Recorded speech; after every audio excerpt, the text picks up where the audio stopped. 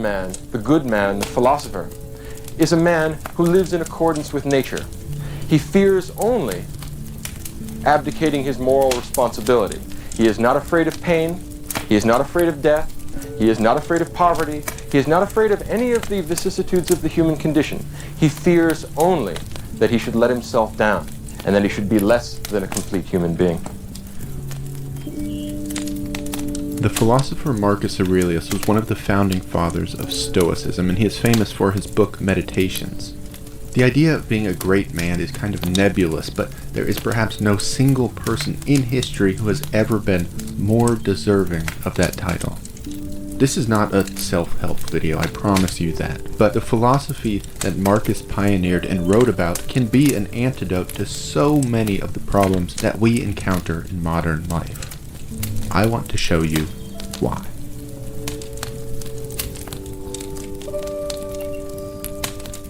Marcus Aurelius was a Roman emperor who served from 161 AD to 180 AD. He was the last of the so-called five good emperors and served over a period known as the Pax Romana, or the Roman Peace.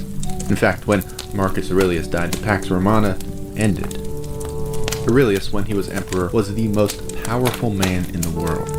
The Romans basically had no concept of the globe outside of their empire, so as far as he was concerned, Marcus was effectively ruler of the world. In this position, he could have anything he wanted. The precedent had been set. The life of a Roman emperor was basically synonymous with hedonism. That was what Roman emperors did. They indulged in money, sex, wine, and any other pursuit that even vaguely occurred to them. It was practically expected. So any vice the mind could have possibly considered was directly within reach for Marcus Aurelius. He was entirely unbound by money, law, custom, or even ethics. No one and nothing would stop him from realizing his wildest desires. But even in those limitless circumstances, Marcus Aurelius chose a life of virtue. He chose to be a good man, and not just in one instant or on one occasion, but every day for all 19 years of his time as emperor. Marcus Aurelius was a fundamentally good man. Being good doesn't make you a great person, but imagine staring down the beast of truly unlimited fantasies and declaring, "No, I choose virtue, not for the sake of praise or fame or admiration, but just for the sake of being good." That is impressive.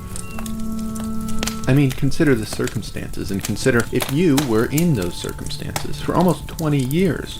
Could you consistently, day in and day out, overcome the monster of temptation, knowing that there would be no ramifications whatsoever, no matter what you choose to do? What would you do? How would you act? I know I couldn't follow the example set by Marcus Aurelius, and we know it was a true example because when no one was looking, that's when Marcus was at his best.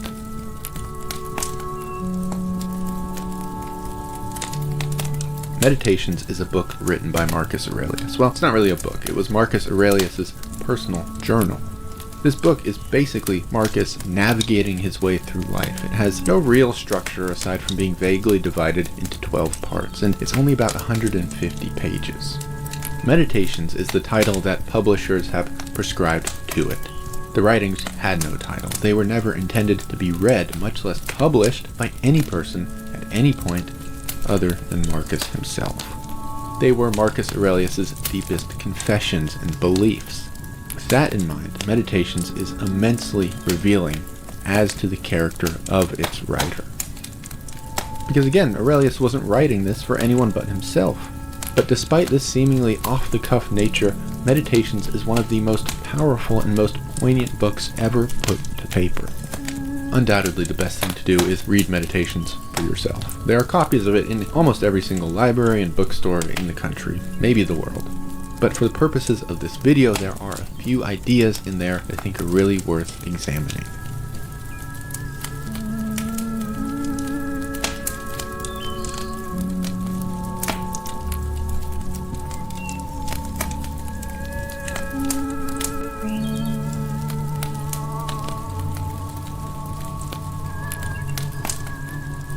Marcus Aurelius believed in living in accordance with nature. By nature, Aurelius was referring to the plants and animals, yes, but also to the natural order of the universe. Trees grow because that's what they're made to do. They grow as big as they can and become as beautiful as they can, not because they want praise or are looking for some external validation. But instead, they grow to be powerful and awe-inspiring because that's what they're made to do. That is the natural order. A caterpillar becomes a butterfly. A frail, featherless chick becomes an eagle, not because they want to, but because they are created to. In the same way, Marcus believed that the duty of a human was to fulfill their potential. He did not believe in accumulating things or riches, and we'll talk about that later, or being awarded or given accolades.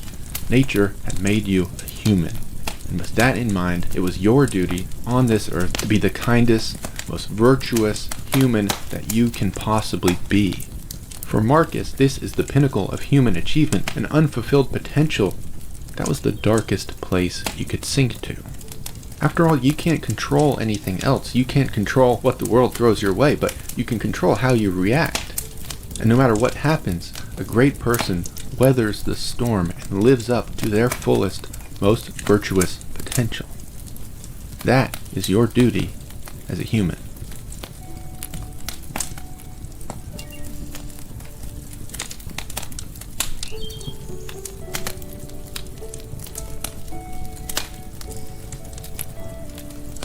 Marcus Aurelius was an emperor, so although he may have enjoyed sitting around writing all day, that wasn't his job and he didn't write very much. He had to deal with a lot of things and a lot of people. Above all else, Marcus believed that evil, wicked, or just somehow bad people were simply part of our universe. Asking the world to not present you with these people would be like asking a vine to exist without thorns. Don't be ridiculous. There's simply nothing you can do, Marcus says. Bad people exist. In your life, you will encounter them. Marcus believed in kindness, though, and he believed that people didn't ever want to do the wrong thing. Instead, when people did the wrong thing, it was simply out of ignorance. You can try to teach these people, sure, but it's just not always going to be an option. So we can't control if the universe sends us the immoral or the wicked or the lazy, and if we can't also help these people, which usually we can't, we just have to put up with it. And to do this, Marcus says, you should look inward. He writes to himself, hey, Marcus, you've got faults too. Who are you to judge? Maybe you have different faults than these so-called bad people, but Marcus, you have your faults nevertheless. In a different conversation on a different day, perhaps you, Marcus, would be the ignorant one. And Marcus, it's possible that you just don't understand. He told himself, hey, you can't even be sure that they are doing the wrong thing. The thief who steals to feed his family isn't wrong, you just don't understand. And often in life you won't understand, and you won't know that you don't understand. So again, don't judge. Ultimately, Marcus Aurelius believed that we were all born for each other. Over and over he reminded himself, that is the natural order. A tree grows fruit so animals can eat. Animals die so that worms have food. Just like in the natural world, we are all made to help each other. That is, again, our duty. The only true failure in life would be to abdicate this responsibility. So Marcus, you better do it, and you better do it well.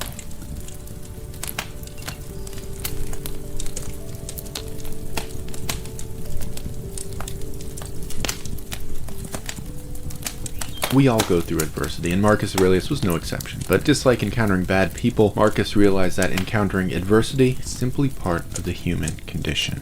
Again, you can only control what you can control. So don't pray for bad things not to happen. That is a fool's errand, Marcus told himself. Those things are going to happen, and there's positively, absolutely nothing you can do about it. But what you can control, Marcus, is you can control how you react to them. You can control if you are ready to meet adversity when it comes, and it will, Marcus says. You know that it will.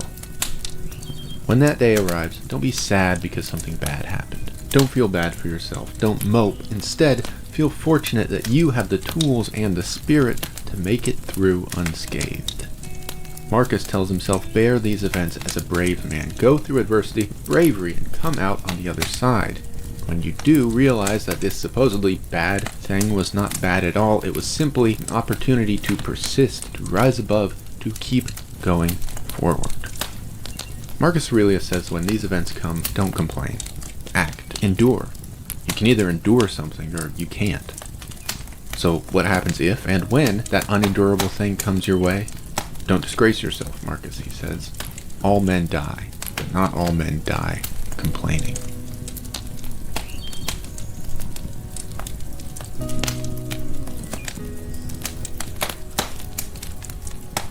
Marcus Aurelius was a man of enormous wealth, but he did not believe this was inherently a problem. Marcus did not vilify material possession like some other philosophers have throughout history, but instead he was cautious with his relationship to the things that he owned. Marcus Aurelius could have had anything he wanted, money, houses, art, wine, but he chose not to. Instead, he said, Marcus, don't dream of physical things that you want. These are meaningless. They don't fulfill your potential. Only you can do that. Reflect on what you do have and value these things. Remember how much you would want them if you didn't have them. But be careful, Marcus, he tells himself, not to value them so much that you would be despondent if they just disappeared. They don't matter. They're nice, but they don't matter. They don't improve you as a person. They don't make you more virtuous or more kind. Your potential is not accumulating things, Marcus. No, the human potential is higher than that. You must live in accordance with nature.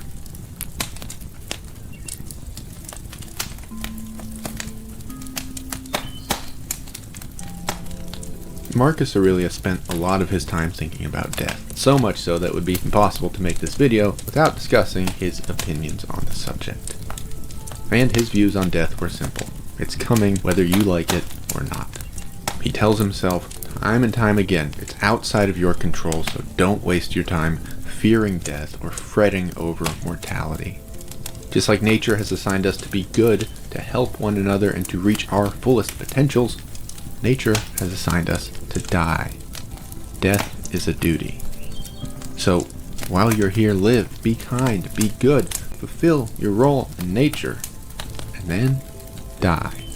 Because death is also part of that role. Marcus Aurelius, along with a couple other men, was a forebearer of the philosophy known as Stoicism. The Stoics believed in many things. Their school of thought covers logic, ethics, physics, and a whole lot more. But there is one distinction that lies at the core of the Stoic philosophy. The distinction of pleasure versus happiness. Money, fame, even success were external stimuli that provided fleeting moments of pleasure, but this wasn't happiness. Happiness was not so temporary. The concept of happiness was something more. It was a state of being that came entirely from within. It didn't come from being an emperor like Marcus Aurelius. It didn't come from any worldly things. The Stoics said to achieve happiness, you should live a life of virtue. You should continue to better yourself and become all that you possibly can. The only failure, the only true pain, the only true sadness, the only thing worth fearing is to let yourself down by not achieving your potential.